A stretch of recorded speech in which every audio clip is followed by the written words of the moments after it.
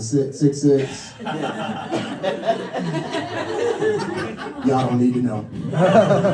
Yeah. So I got a couple things I got to say. I keep notes because I'm not smart.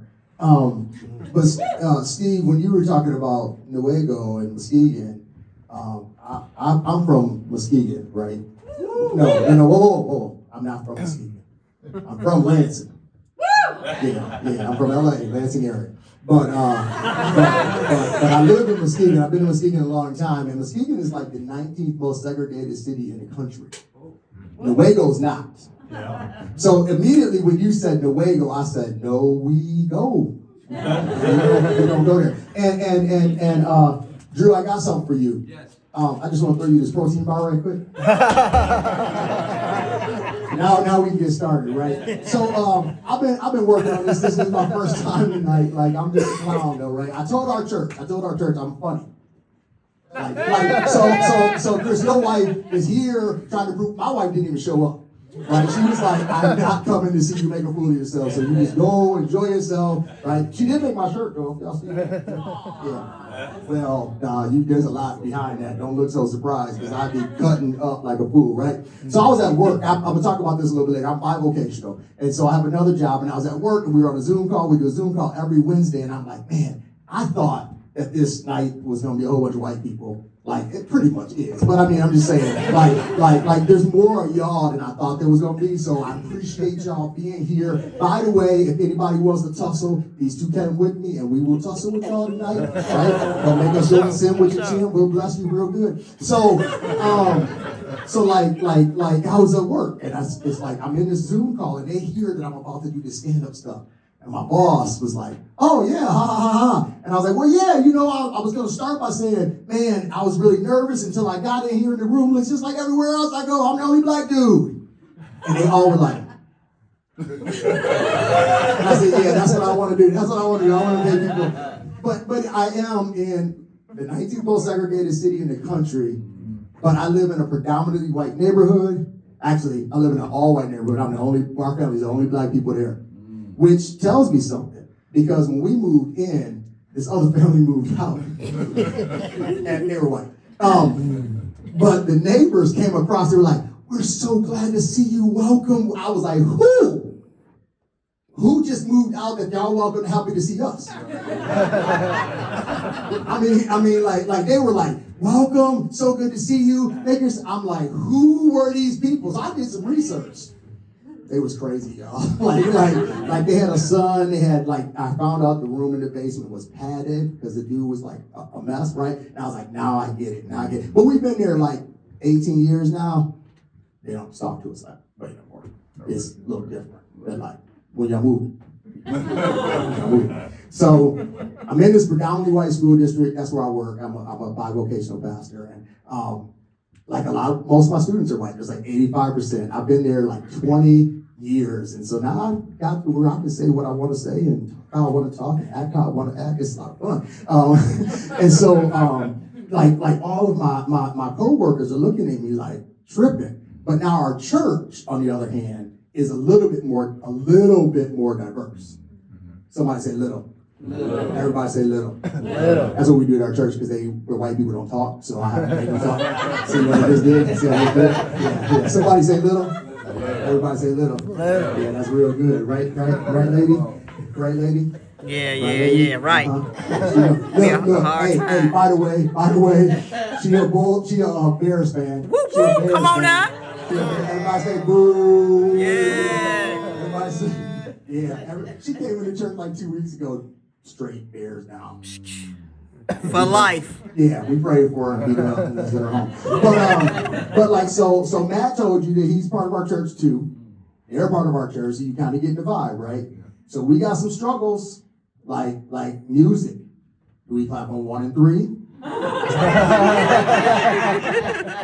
Or 2 and 4? Or to the words. We got some people that and we got these 2 white dudes that just put their hands in their pocket. They don't even try. They don't try. Time's an issue at our church, right?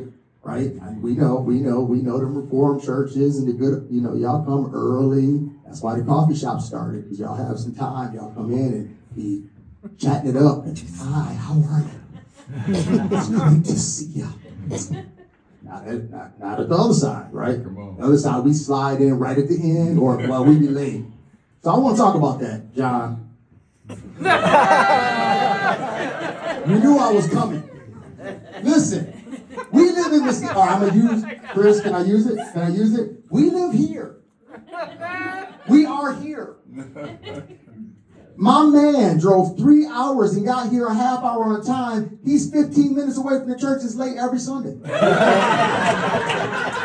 I mean, I'm trying to figure this out, bro. I'm trying to figure this out. I'm trying to figure this out. Like, I don't get it. I don't get it. But I'm in this diverse area, right? Neighborhood, everything. So I got white kids, black kids. I be talking crazy to all of them, right? I told my kids one day, I was like, I don't like you, and you keep messing with me like that. You know I'm a pastor. I'm going to kill you, and I'll preach your funeral. I'm tough like that, right? Only at school, though. I don't be messing with grown folks like that, but these little kids. Yeah, church people get on my nerves. They do. I never wanted to be a pastor. Matter of fact, I told myself when I was 18, I was never walking into a church again. Like I had made a vow. Church had hurt me, yada, yada, yada. You know the story. But then when I was 17, I got a phone call. My boy was like, hey, bro. Because I'm a musician. He's like, we need a drummer. I was like, oh, for real? Band is cold. So I went to church, they started paying me. Like, I'll stay at church now, right? So they started paying me, so I stayed in church, and that's actually kind of how, like, the Lord really got a hold of me, and things changed, and I was going to go on tour. I didn't go on tour. I was going to go on tour with Donna. Like, true story, I was going to go on tour. I was going to be the drummer for her opening act, and I fell in love. And I was like, I can't. Oh, yeah, ladies, by the way, I'm taken. All this playground is taken up. I'm telling you, the playground is closed. I'm ain't playing that. It's all, especially this right here. Hey, I don't need to ring. My ring is in my heart because I lost it twice, and she won't find me another one. And we not talking about just like her. We not talking about the ring. Shut that down. Shut that down. She be mad every time. The second one was sweet too. Anyway, it was bad. It was like 5 diamonds. Anyway, but yeah, I forgot what I was talking about because you said the ring and got me all discombobulated and scared because my wife is from the Heights and she's hood and she'll beat me up, and so I be trying to remember. What was I talking about? All this, right, this right here, especially this part, right, John? This part right here, right? John, you don't want me to tell the story about the restaurant tonight? Yeah, I'm not going to tell the story about the restaurant. John got shook. We was at the restaurant. Hey, y'all didn't see me when I walked up here, though. I was limping. I hurt myself yesterday at work. I was at work. I was chilling. I was at work.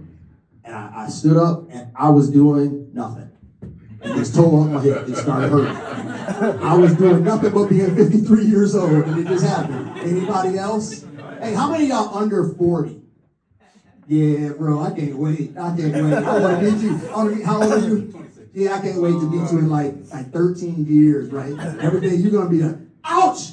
What happened? I don't know. You know, it's just what happens to your life.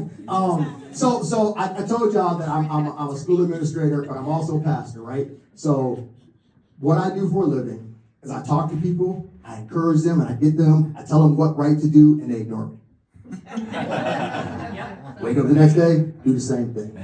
That's all that happens. So I just love being able to do that, but like talking to kids and getting kids like in that place where they almost do what you want them to do, and then they don't. Right? I do middle school, so they don't care nothing about what you do. Yeah, they hate you for a living. That's just kind of what happens. Right. You were saying something about, my sister was saying something about black churches. You know, I'm really intrigued. We have like children's church and all this new stuff right now, which I don't even get. We went to church, it was Sunday school, and sit your tail down. And might get a peppermint, right? So y'all feel me, yeah, and or tear you up in the bathroom, right? Yeah, so listen, I have enjoyed myself tonight with all the black people and the white people. I really have. Thank y'all for letting me be here. My name is Joe Lamb.